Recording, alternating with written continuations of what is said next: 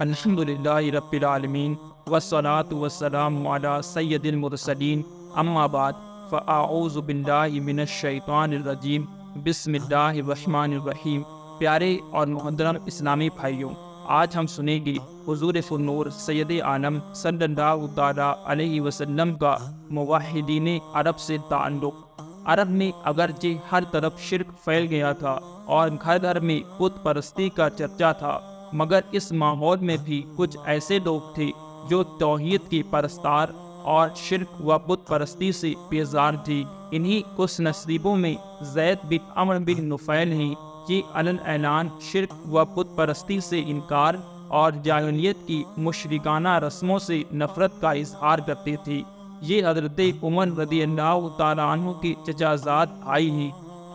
شرک و بت پرستی کے خلاف اعلانی مذمت کی بنا پر ان کا چچا خطاب بن نفیل ان کو بہت زیادہ تکلیفیں دیا کرتا تھا، یہاں تک کہ ان کو مکے سے شہر بدر کر دیا گیا تھا اور ان کو مکہ میں داخل نہیں ہونے دیتا تھا، مگر یہ ہزاروں ایذاؤں کے باوجود عقیدہ توحید پر پہاڑ کی طرح ڈٹے ہوئے تھے۔ چنانچہ آپ کے دو شعر بہت مشہور ہیں جن کو یہ مشرکین کے میلوں اور مجموع میں بآواز بلند سنایا کرتے تھے، جس کا ترجمہ یہ ہے: کیا میں ایک رب کی اطاعت کروں یا 1000 رب کی؟ جبکہ دونوں کے دینی معاملات تقسیم ہو چکے ہیں۔ میں نے تو لات و عزیٰ کو چھوڑ دیا ہے اور ہر بصیرت والا ایسا نہیں کرے گا۔ یہ مشرکین کے دین سے متنفر ہو کر دین برحق کی تلاش میں ملک شام چلے گئے۔ وہاں ایک یہودی عالم سے ملے، پھر ایک نصرانی پادری سے ملاقات کی،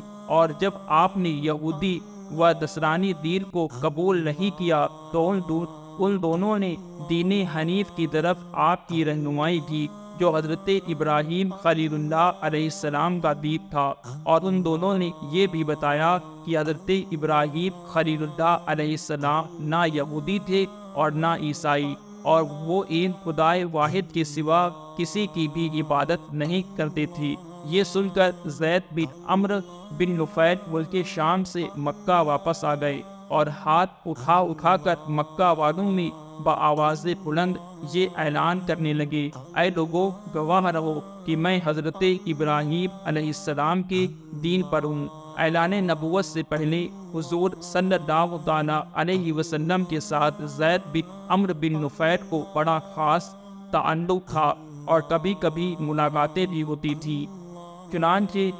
حضرت عبداللہ بن عمر رضی اللہ تعالیٰ عنہما راوی ہے کہ ایک مرتبہ وحی نازل ہونے سے پہلے حضور صلی اللہ تعالیٰ علیہ وسلم کی مقام بلدہ میں